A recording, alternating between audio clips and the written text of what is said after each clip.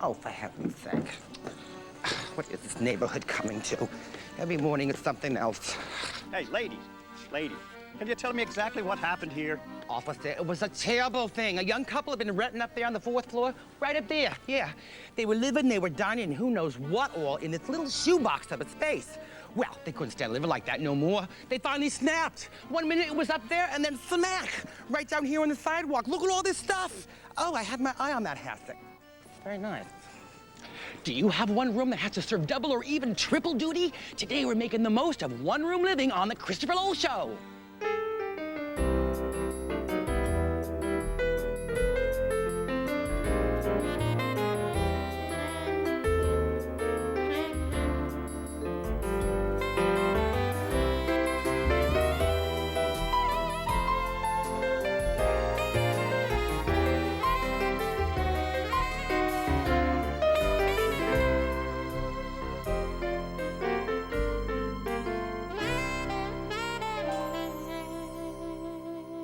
Hi, everybody. I'm Christopher Lowell, and today we're going to be talking about one-room living.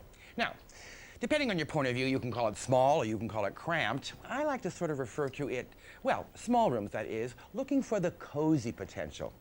Now, when you're working in single rooms, the challenge, of course, is to create as many environments and living spaces as possible. I'm going to show you how. This, without a doubt, is one of my favorite room redos, and you know what? I think it's going to be one of yours, too, so set your VCRs. Now first, let's get some inspiration from what other designers have done with their small spaces. Let's take a look. Now, what I want to show you here is, though there's not a lot of furniture here, and of course this could be furnished, this is more of a sterile environment, but what's important here is just with a little drywall and a little bit of framing out, these wonderful room dividers take one great big open space and completely break it up. I think that's a great look. The way the color sculpting happens, where the color is different from the background, you're actually creating sculptural elements within sculptural elements. Let's take a look at the next one. Now, this one illustrates a very interesting point. In a space that small, would you go out and buy an armoire that's that huge and a great big table and chairs that's that huge? Probably not. Remember, when you put little stuff in little spaces, it actually makes it look littler. Here, a couple of big, definite pieces of furniture in that small space gives it not only the cozy factor, but we've got height and scale, and there's still plenty of room. All right? Let's take a look at the next one. Now, this is kind of a cottage look, which I think is very pretty. If we look down below here, we see a piece of furniture here, a furniture grouping here, and just a single chair here. All the real interest is up overhead. It's all the interesting charm and detail up here, and the way this classic collection of prints are done here. All of that interest is overhead and not taking up space down below. So when you can't build out, build up. Let's take a look at the next one. I love this. This is sort of an optical illusion. This is actually the view of the room out here, okay? What they've done is there's a little passway going into a little kitchen. They actually erected this big mirror panel, and there's shelving units on this side. There's shears on this side dividing this space from this space. So just in this one space, we've got double our room there. We have a wonderful little nook over here created by that wall panel and storage there. We love that. Okay, let's take a look at the next one. This is the classic one-room configuration. You know, we always think in terms of not hiding the bed. The fact of the matter is the bed, and we might as well play it up. What's terrific about this is the bed has been put at a diagonal, but here again, if you can't build out, build up. This whole shelving unit here only takes up, width-wise in the room, about 2 feet. But look at the kind of storage you can get, okay? This is a great idea, not only for one-room living, but for any small room. Let's take a look at the next one. Now here, just by using this small half divider wall and softening the edge with a nice pullback shear, these people have specifically divided this area, which is the living room area, from the bedroom area, which is back here. And if you note, you can actually see the bed pillows poking up from behind. What happens is that half wall is not only dividing and separating these two spaces, more importantly, it becomes the headboard for the bed. Ooh, that gives me a really good idea. Okay, now that we've got some good ideas from these photographs, now here's our live-in room challenge. This is all in one room now. Okay, let's say it's Manhattan, it's springtime, when it drizzles, oops, that's Paris. Okay, New York City, and we want it to be fabulous. Let's begin. You know, we get hundreds of letters from people who are living in small efficiency studio apartments. And for all of you out there in Manhattan, thank you, we love you. We get lots of letters saying, all I can really afford with real estate being the way it is in Manhattan is just a small little place. And all of my living has to be done in one single room.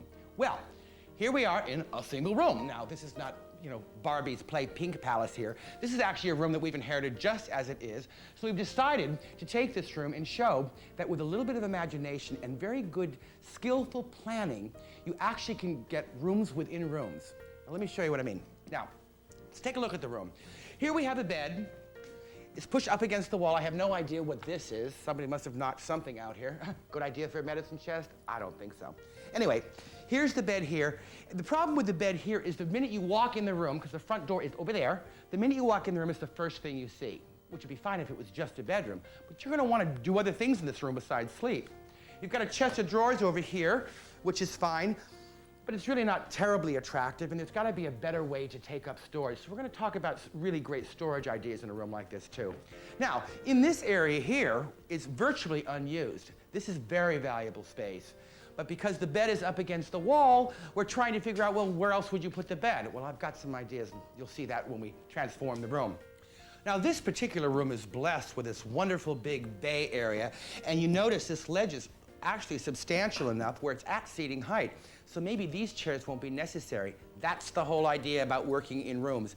Pare down everything you don't need and build in what you can. Now, usually typical of most Manhattan apartments, the big view is towards the front, but oftentimes you'll see here, you can see the outline of where there must have once been a window, but as soon as the skyscraper next door went up, all you had was a brick wall, or you were looking into somebody else's living room.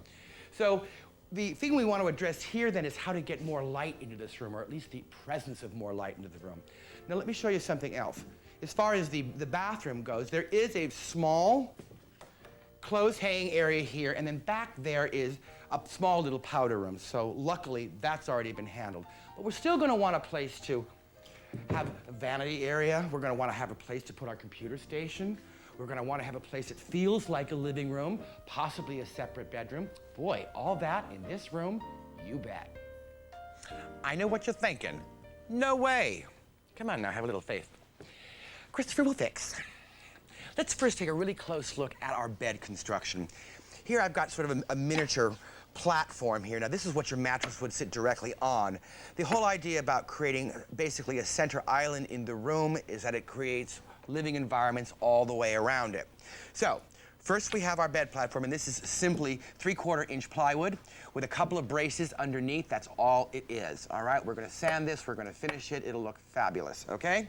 Now, one of the things we want to do to create a barrier from this area to the rest of our room is with a wall. Now, we just showed you a couple of pictures where that was done very effectively with half walls. Now we're going to do it with what we call a medium-sized wall, which means it's about anywhere from 6 to 8 feet. We still want to be able to see over the top. We've also cut a porthole in here for the view. That sits here, but what braces this to this? Okay, that's a problem. So we also want additional storage, which is terrific. So just with the same plywood, we're just adding a shelf that goes here. Now the whole idea is this gets attached to this with our wood screws, and then this gets attached to this with our screws. That creates one solid unit, which is quite nice, and it's very attractive, don't you think? Okay, for our foot of our bed, what we've simply done is taken another wall, all right, which is lower, as most footboards are, than the headboard. This comes up about 2.5 feet past our mattress area. And then on the very back of it here, you see we have another lip. This is a little shelf here. You're going to see just a little bit later on how specifically all of this area comes into play. All right? So what we really have here is an environment here, an environment here, an environment here, and an environment here. Now, when you're working modularly like this, obviously, everything must fit together very well. More importantly, because this is a bed sleeping area, you want to make sure that there are no rough edges. And as we build this room, you're going to see it step by step by step. You're going to get a really good understanding of how simple it really is to take what could really be considered as an obstruction in the middle of the room, and how it actually creates a lot of other environments. Because remember, when you're living in one room, the thing that you want the most psychologically is you want to be able to have options, different places to go. And if you're already in one room, it's like, okay, well, here I am, now what do I do? You get what I mean? Okay, now that we know how the bed construction is done, let's now go and take a look at our room. Now, one of the critical issues in efficiency living, meaning basically all one room, is how you plan the space. The idea is to create rooms within rooms. Well, we got our work cut out for us here. Now, before we had a bed here, which has now been replaced by a plywood platform. We're actually going to put our mattress and box spring on top of this platform, but that's not all we're going to do with the bed. Now, one of the reasons why we don't like the bed here is because we're not creating a room within a room. If we were to, let's say, box this in, we end up with essentially a small closet at the end of the room. So what we're going to do is move this platform around, which represents where our bed's going to go. Now, I'm going to put this, about 3/4 into the middle of the room, and the idea here is to create essentially an island. Now you might say to me, Christopher, now you're making the bed the most prominent thing in the whole space. Not so. You'll see how that comes together. What we wanted to do was pick up living space here, though it's small, you'll see what we do with it. We wanted living space here. We wanted living space there. More importantly, once we define this area further by building up this bed, we end up with a whole new room within a room. That's the point. Okay, here's our bed platform. Let's start building our room within the room. I'll be right back. Okay, now you're starting to see where we're going here? All right, now coming up next, more layers to our work in progress. You stay tuned.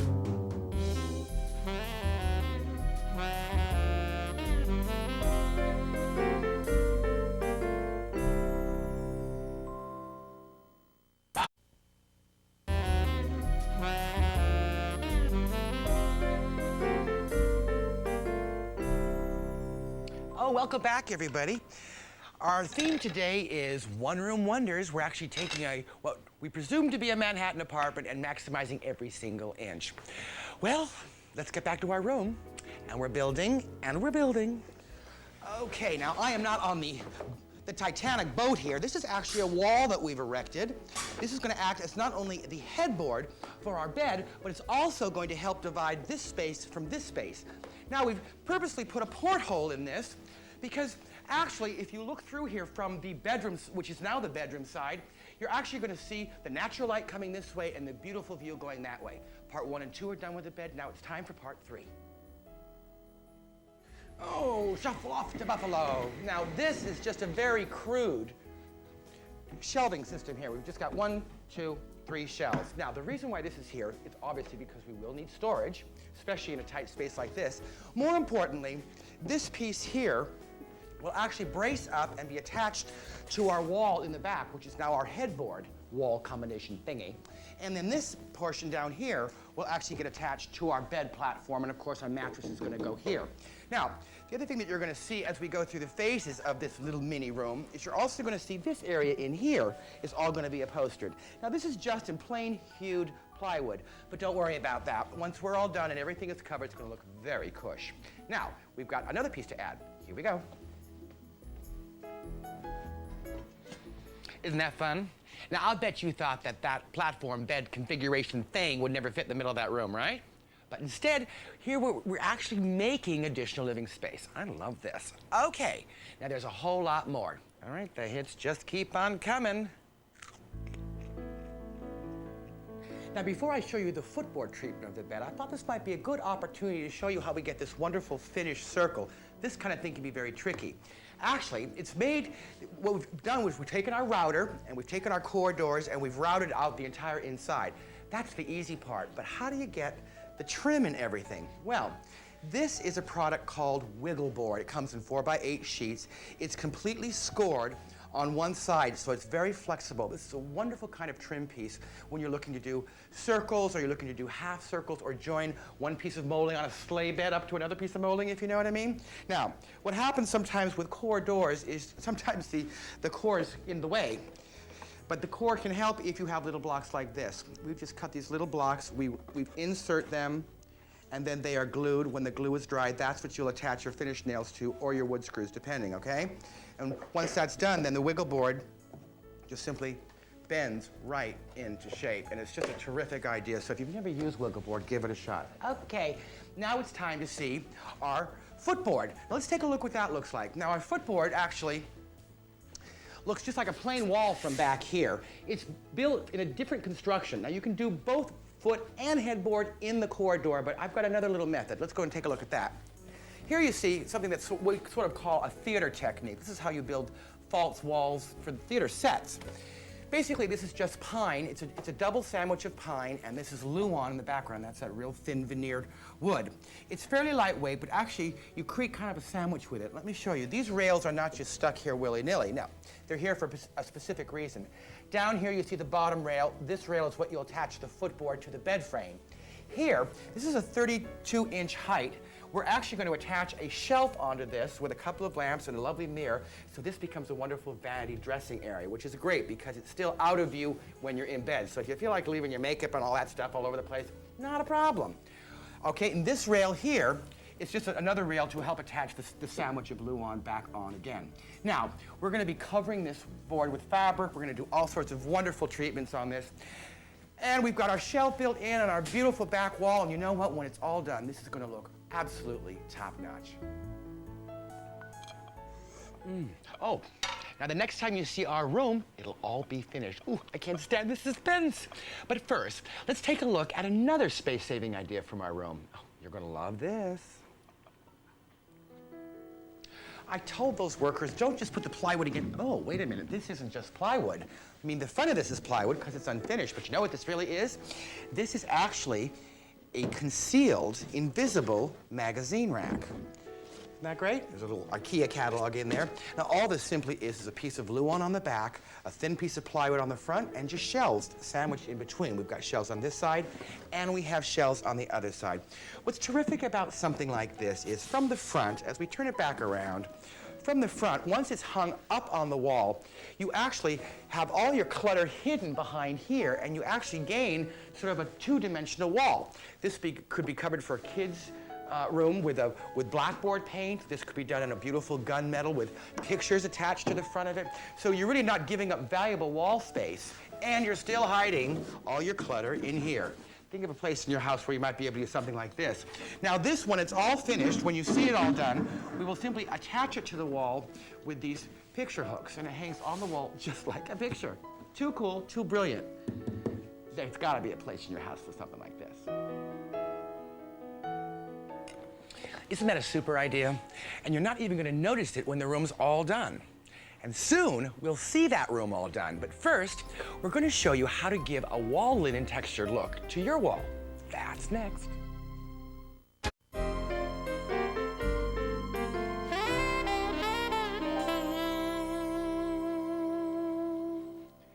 Welcome back, everybody. We're right in the midst of devoting most of our day-to-day to furnishing and creating a wonderful environment in what we're pretending is our Manhattan apartment. Now, let me show you a wonderful finish. Linen is such a rich-looking fabric, and in a small space like our room, our Manhattan pied-à-terre, it really can add an awful lot. So we're going to do a faux finished linen wall with the help of decorative artist Joe Fenzel. Hi, Joe. How are you? Good to see you. Now, when you had done the wall for us for our room, and I walked in and I saw it, I just thought it was breathtaking. So we had to have you on to show us how you did that process step by step. Looking forward to it. So what do we need for this? Well, we're using something called texture paste, which is kind of like an acrylic wall compound, patching material. Okay, it's called texture paste. Where do you get this? Yes, you can get it at any art store. It At comes art in store, gallons or okay. even smaller quantities. Okay, great. And what we're adding into it is a real fine white sand.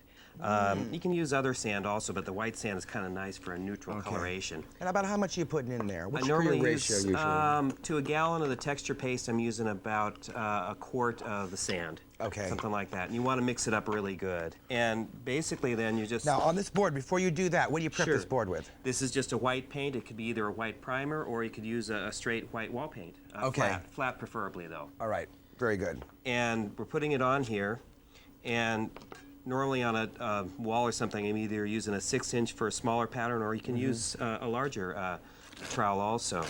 And depending on... I can hear the grit in the Right, the and paste. it kind of grinds and it hits and it gives you that chatter that goes horizontally. I see. That's where you're getting these lines from. Right, and then if you how drag it, interesting. a few of the grains get caught onto the trowel, and you'll get those longer linear I lines love also. this. This is great. I mean, it looks great already. Yeah, there's a lot of different textures. I'll show you some other ones also that can do this.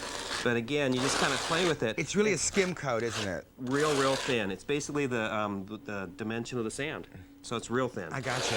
But it'll still cover up a few ills and walls also if there's something that's not quite a little dent here or there. Now, once you finish that, then what happens? Gonna let it dry overnight. Overnight, okay. Right. Oh, And this then- is it here. Right, we've got one that's all dry. We like set this to go. a lot. This is a big deal here.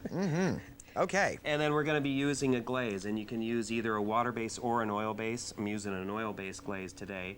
Does that A little extend easier. the drying time? Yeah, Is that the deal? Yeah, a little okay. easier to work with. And this glaze, how do you tint that glaze to the color you want?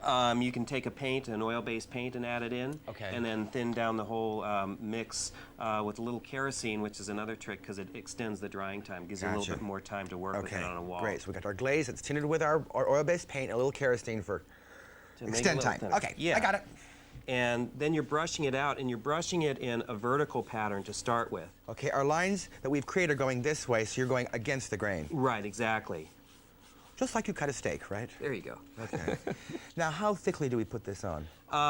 Spread it out pretty good because what you're going to end up doing is coming over with a rag. Oh, it's a dab-off thing. Oh, Right, okay. and wiping it off. Now, you're really wiping. You're not dabbing. You're actually No, removing. wiping pretty good. Okay. Because what happens is you start to get these lines going the opposite direction because you've got that linen I effect. see. You've got two Which is a directions weave. going on. Absolutely. Right, exactly. Okay.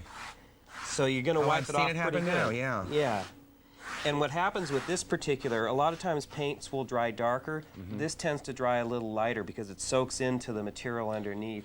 Can you add more if you want it to go darker? Sure, Okay, so it's absolutely. very forgiving in that respect. Yeah, it's very, very easy to work with. How long do you let this dry?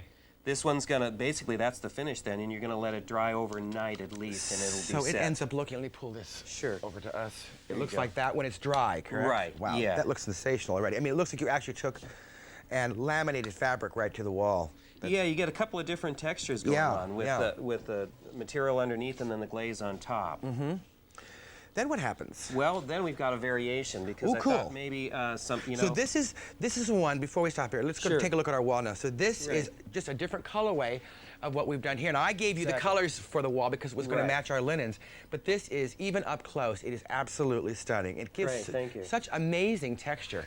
So now you're going to show us a variation. Yeah, Great. because this particular texture material lends itself to doing a number of different textures. It's kind of left up to your imagination. Okay. In this case here, what we did was instead of troweling it in a linear pattern, we took the trowel and we troweled it somewhat all over and just did kind of Kind of a cross-hatching thing. Right, So you've yeah. got the lines going this way and that way, and and you get a little bit of a kind of a skip trowel kind of technique. interesting. But and this is again just one other option. There's some others. It's kind of left Mm-hmm. up to your imagination. Then again, what you're going to do is let this dry. Will this go on a little bit thicker than the other Yeah, I linen? think so. You So can- its drying time might be a little bit longer. Right. Yeah. You can tell if it's dry if you press on it and there's no real softness to it. Then it's basically so done. it has to be dried beyond just the touch of it. You've got Yeah. to kind of dig into it and make sure that nothing's moving around in there. Exactly, especially with this one, like you were saying, if it's a little thicker, it might be soft underneath. So maybe a day, day and a half, something like that. And so you really see the effect of that once you paint it, which is what we see here. Yeah, what we did then was It's kind of use an a glaze. old world stucco feeling in a Yeah, sense. it is. But it's got even more texture to it, which I really like. Right, a little bit of a stone, a little bit of old plaster kind of look to it. And what happens is by having the different depths, the low parts and then the higher parts, the glaze takes it a little differently, and you get some areas that are light and dark. Interesting. Now, let's say, we've got this wall, which is about, let's see, 1, 2, 3, 4, about 5 feet by 6 feet. How long did it take you to do that wall? To do the texture should take about, maybe half an hour to an hour at the most.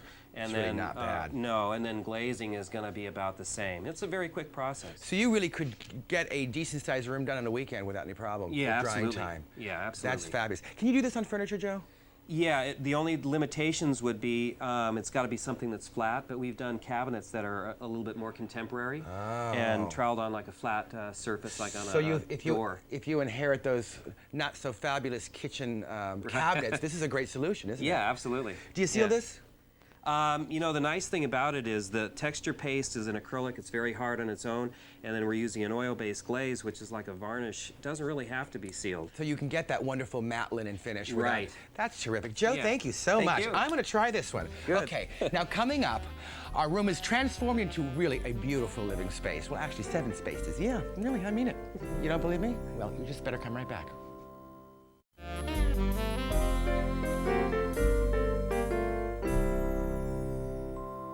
Welcome back, everybody. I'm Christopher Lowell. Well, we have seen this room come together step by step. Don't you love that we're devoting so much more time to our room redos? Me too. Okay, here it is. The pied-à-terre that becomes the piece de résistance. Hey, maybe it is Paris after all. Well, you decide. Check it out. I think one of the things that's most satisfying is when you can really live in every single inch of your room. Now, from the beginning, we started with the room, with the bed in kind of an awkward situation. We knew that we had to have a dual function situation, so first we examined specifically how we were going to allocate space. The next thing we wanted to do was create a room within a room, and our device for that was our wonderful bed. With that in place, everything trimmed, the room fully accessorized, look what we have here. You would think that I'm in a lovely big living room, when the reality is I'm not at all. We've created this living space because of the wall partition that we put up between this space and the bedroom area. Now, one of the things that you'll notice right away is because we have this wonderful wall here, we now have a wall to push a sofa up against. And I gotta tell you, there is still plenty of room. Remember, 18 inches is all the human form needs to get around things. Now, some of the interesting things you'll see in the room, we'll start with the coffee table here.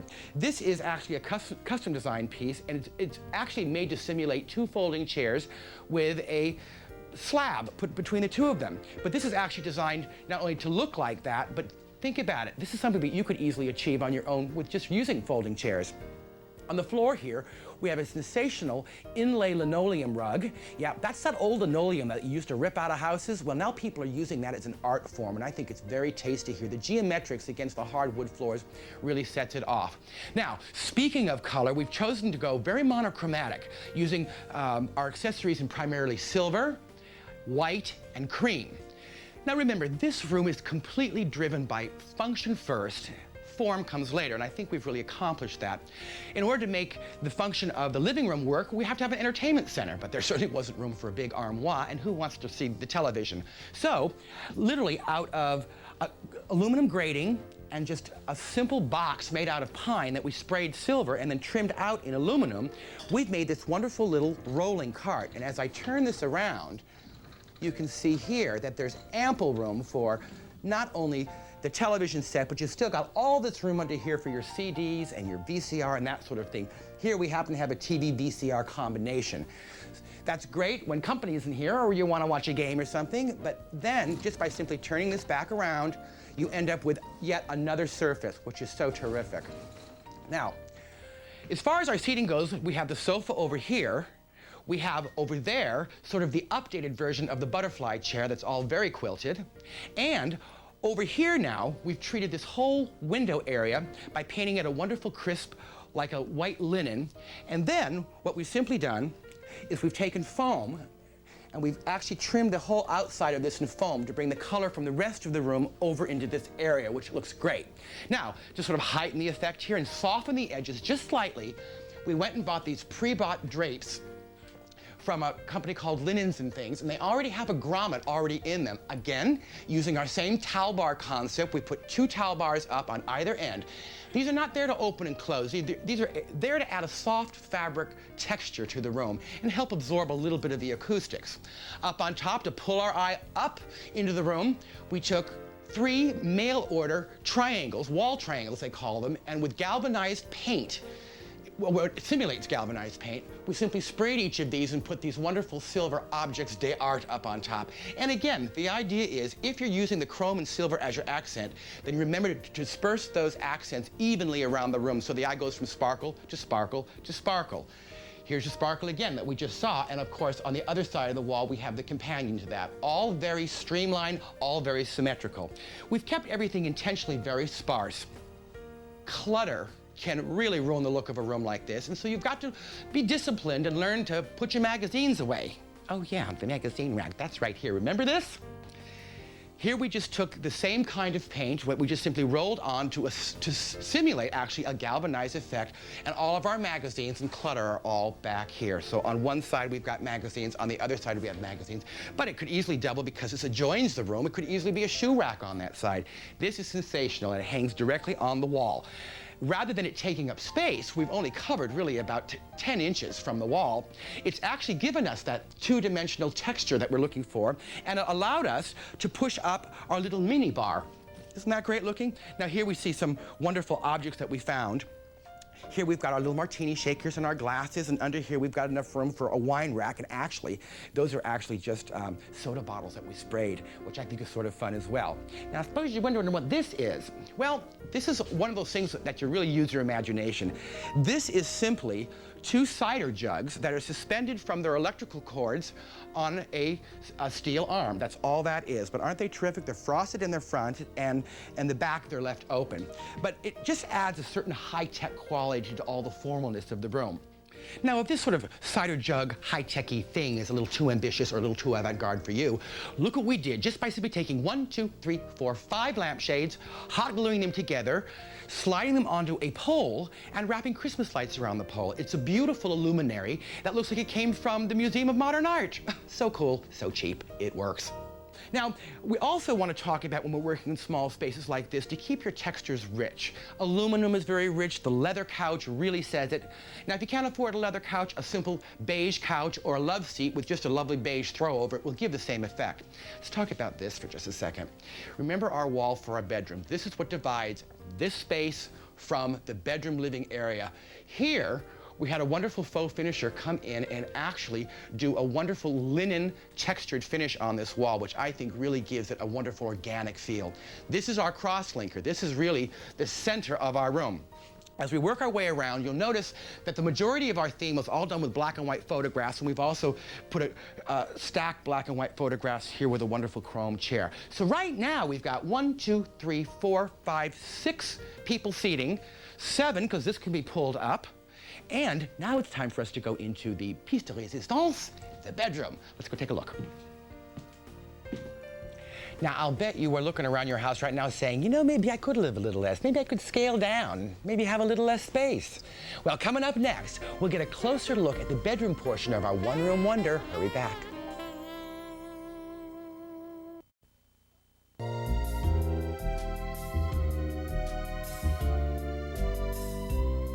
Welcome back, everybody. We've seen what basically looks like a hotel room transform into a beautiful Manhattan apartment all in one space. Now, we're right in the middle of our wonderful after, and we've checked out the living room area. Now we'll walk from the living room to the bedroom. Okay, it's actually really the same room, but it doesn't look like it. Get a load of this. It's my favorite part. Now, one of the reasons why this place looks so spacious is because it's all done in a monochromatic scheme. It's all done in a combination of creams as our highlight contrast colors, but then everything else is done with deep greens and deep putties, okay? It's what gives everything a very homogeneous look. Look at the bed now. Instead of going fussy, flouncy, cutesy, we've kept everything very straight and very sort of seamless in a sense. We start with our back pillows here that are right under our porthole that gives us this wonderful view. We've added a swag lamp here, which is really quite nice. It's fully adjustable, so you can read in bed. And we've just taken 2 big body pillows, they call them. We've joined them end to end. So there's one long sort of Tootsie Roll back here. And then in the front here, very symmetrically, we've placed our pillows. Everything is straight up and down. It's all about clean, slick lines. Now, instead of doing an elaborate dust ruffle, everything again stays very flat. Down at the bottom of the bed, you see a waffle weave that we've chosen. And not only does it start there and connect, but then our headboard has been completely upholstered as well. This is basically a slip cover that's gone over that treatment that I showed you. This is where we use the theater flat technique, but again, you can use the corridors. And just to add a great high-tech element to it, at the far end, we add a little detail by just taking grommets, inserting those grommets into the fabric all the way down, and adding loop ties, which is great looking. Now, to bring that green to the end of the bed, we add a long Tootsie Roll pillow here. So literally, you can lean against here and look out the porthole to read, and you can lean against here when you want to sleep. So it works out very well. And again, we've padded all the inside of the area here on the other side of the bookcase. That's important because we don't like sharp edges. You don't want to rub your elbow on there in the middle of the night and get splinters. That's not a good thing. And again, we added more of our beautiful black and white photographs and those wonderful chrome accessories. Now back here, we've picked up yet an additional living space area. Remember, it was critical for us to put the bed in the middle of the room because not only did it divide the space between the bedroom and the living room, but it gave us divisions all the way around the room. It's sort of like putting a great big banquette in a hotel lobby. It just breaks up all the spaces. Now here we just have a frosted glass desk, and again, this is on wheels. This can actually double as a dining room table for two if you want. But we're using it here as sort of a second vanity slash little office area here. This is a great place for a computer as well. So we've got an additional area here, and that butts up against this fabulous light box. Now remember, we talked about in a lot of the Manhattan apartments especially, all your light is coming from the front view. Here, to simulate light in the room, we've just simply taken a big pine, like a sandbox basically, just a big square pine. We faced it with plexiglass and lit it from behind. So when it's off in the evening, it's dark so you can sleep properly, but when it's on, it casts this beautiful glow to this side of the room and acts as an illuminary, really almost like a modern piece of sculpture. So we love that. Now, as we work our way around the bed, remember it's dividing all of these wonderful spaces. Look at all this space back here. It's amazing what you can get in small spaces. Behind me here, because the bathroom was so small, we've got a valet here, which is great when you come home from work. You can put your suit on here, let it naturally hang out. We also have a nice fluffy bath mat, so it's not cluttering up the this is a great place for the bath mat to dry instead of tripping over it in a small bathroom. And we also have our nice big fluffy robe. The key here is, think of fabulous hotel rooms. In a fabulous hotel room, all these white fluffy things really have a very luxurious feeling about them. So it's perfectly fine for these to be visible. No different than the bookshelves that are at the front where we have the stacked towels. That again gives a wonderful sense of opulence, and it also gives more of a sense of cushion luxury. This is probably one of my favorite areas.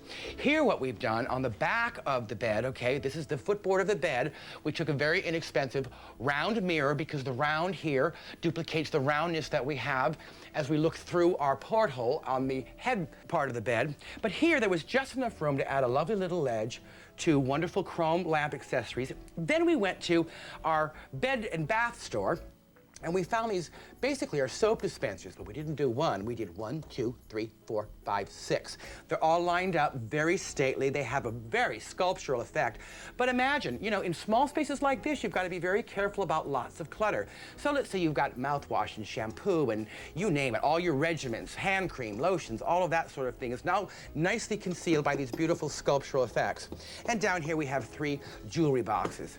So, as we work our way around this way, you got to eat, right? So over here what we've done is we've actually created a table cart. When you turn it around and you're ready to use it, it's all full of everything from your hot plate to your electric skillet and your microwave. When it's faced the other way, it looks great. Now don't be afraid to take some of these wonderful containers like the canisters and the teapot and the hot plate. Those things are such a high-tech look. They again look very, very sort of wonderful and really much a very deliberate part of the high-tech look. And again, the same way that we've done the towel bars and the pictures all around the room, we've done that again over here. Add a few plants and you're in business. So, for those of you who are really tired of living in very small spaces, the idea is to create a room within a room, and you will be surprised by using a bed structure like this to actually break up the entire space. You end up with 1, 2, 3, 4, 5, 6 complete living areas, all in one room.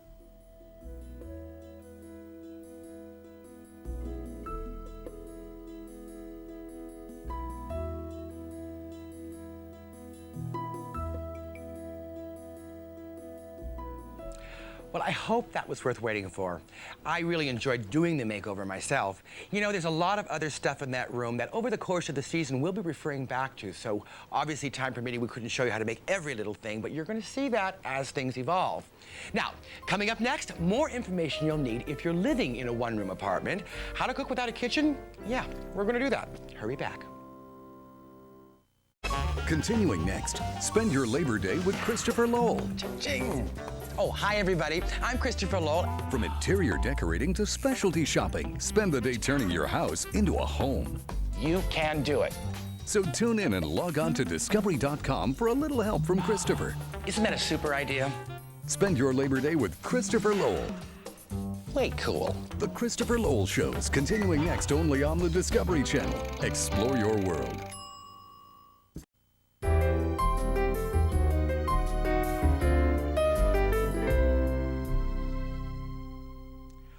Okay, so you have this fabulous one-room apartment now, and you can't wait to show it off. But you know what? Buying carry-out food just kind of ruins the mood. All right, here's the deal. Can you really cook a fabulous dinner without a real kitchen? Yes, of course. Let me show you. Now, you'll notice when we toured our room, we showed you these wonderful silver carts. In another show devoted to another subject, we're going to actually show you how to make these step by step. But now I'm just going to show you that since we have really assigned these carts as our kitchen, I'm going to throw together basically a one-room, no, it's actually a one-dish dish for a one-room wonder. How's that? Okay, here's how we go. Now, the first thing we want to do is, I think the most valuable thing you can have when you have limited space is an electric wok. You can boil water in that. In fact, we did that first, and we boiled our little penne pasta, which is sitting right here, okay? That was boiled first. We cleaned it all out. That's pre-done, ready to go. Guests are here. Now it's time to do some sautéing. This is what we sort of call a kitchen sink pasta.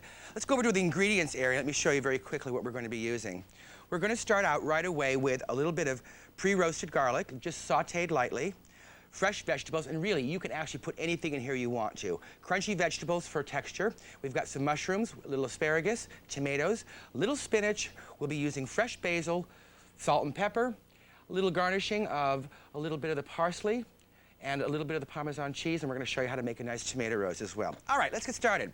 First thing we want to do is crank the heat up, add a little bit of olive oil, and then I like to just add just a little bit of butter, because the butter sort of disguises the olive oil flavor, makes it a little bit richer. You want to get that going, make sure that all melts down. The next thing you want to do is add a little bit of our pre-sautéed garlic. You do it to taste, and again, there are no steadfast rules in this. And the next thing you want to do, I like to, right from the top, add a little bit of the fresh basil to sort of get that infused with the oils. Very, very quickly, not a problem. Now, basically, whatever you have in your vegetable bin, you can add. I like to start, of course, when you're doing a one dish like this, start with the crunchiest vegetables first, all right? Also, when I'm making a pasta, which is really just a base, you're actually garnishing as you're cooking it because the pasta is just a beige background. And then I'm going to put a few sautéed mushrooms. I'm going to crank this up a little bit. There we go. And I'm also going to add a few pieces of asparagus. I like to leave them like this, or you can cut them smaller if you want to. And I'll add a little bit of that in there. Whoop. And let me just sort of mix all of that up, get that going. You let this saute until the vegetables are pretty much al dente, all right? I actually like a little more basil. Put a little bit more basil in there. And then I just took a little bit of fresh spinach leaves, and you're going to want to add these sort of at the last minute, just until they start to wilt, all right? And don't have to overdo. A little salt and pepper is really all you need. All these flavors are just terrific. This is the kind of thing that you can actually do in about 15 minutes from beginning to setting the table. Now I'm going to add a few tomatoes. Pardon me, I always use my fingers. I don't know about you, but there's a beautiful color thing happening there. We love that. You saute that really, really well. Once that's completely sauteed, I would allow it to saute maybe just a few more minutes. I'm actually going to put a little fresh parsley in there too. Then you take your pre-cooked pasta. It can be room temperature, so it's done in advance. Add your pasta to it. Not a problem. Very, very easy. This goes in. Saute this lightly. And you know what? Guess what, folks? We're done. Now I'm going to show you how to plate this. You know, one of the things we try to encourage all the time is it's about the flavor first, but it's really about the presentation next. And because this is such an easy dish to plate, it won't take you very long. You want to let that sort of saute. Remember, just about anything you have in your refrigerator, you can literally use for this. Okay, goes in the center plate. This is very nice. Look at all that nice red and green. Very, very pretty. Now, what you can do if you want to is you can sort of arrange the asparagus over the top, which I'm going to just sort of put a few crisscrosses of the asparagus over the top, just so that we really see those, because that's adding just lovely color. There we go. Okay, I'm going to turn this off real quick. Now, while that's off, I'm going to move that aside. Something you can do that's just so simple as a garnish, just take a regular tomato. I've started it for you, and just with a little paring knife, just act as though you're actually peeling that tomato. Ooh, I got a juicy one here. Go all the way around. When you're done, you have a piece that looks like this. This is about how long that is, all right? Then you just simply take it and rewind it up, and it creates just a lovely little rose pattern, which is quite pretty. Okay? Very nice. Okay, now here we're gonna just stick this right in the top of our plate, like so. Move this out of the way. Then what I like to do is take a little bit of the fresh parsley, like a confetti, sprinkle that over the top, which is very, very pretty. Garnish it with a little bit of Parmesan cheese. I like to actually fresh grate it at the table if I have it. And then I like to take just a little bit of the tomato and just make sure the red of the tomato sort of gets out on the edges, like so. Now you can make this farm style in one great big fabulous bowl and let everybody help themselves, which is kind of a nice and formal way to do it. But there you have it. With very little preparation. I mean, I made that for you right in real time. How bad is that, okay? So it doesn't mean you have to starve to death because you haven't got a kitchen. All right, what have we learned? Well, today we've totally transformed a small, nondescript space into, well, I think something really special. You know, you don't have to have a great big house to have a home that you're really proud of. Because, you know, when you think about it, a home is wherever you are and whatever you make it. It's someplace that reflects your style and your personality, and really someplace that you feel comfortable and that your friends do too. Don't be afraid to experiment, okay? Remember, you can do this. Thanks for coming to my house. Guess what? I'll see you soon. Bye-bye. Universal Studios Hollywood is pleased to provide production support for The Christopher Lowell Show. When you visit Universal Studios Hollywood, you're really in Hollywood now. Primary furnishings for this show have been provided by Expressions Custom Furniture with 50 stores nationwide. Visit Expressions on the World Wide Web.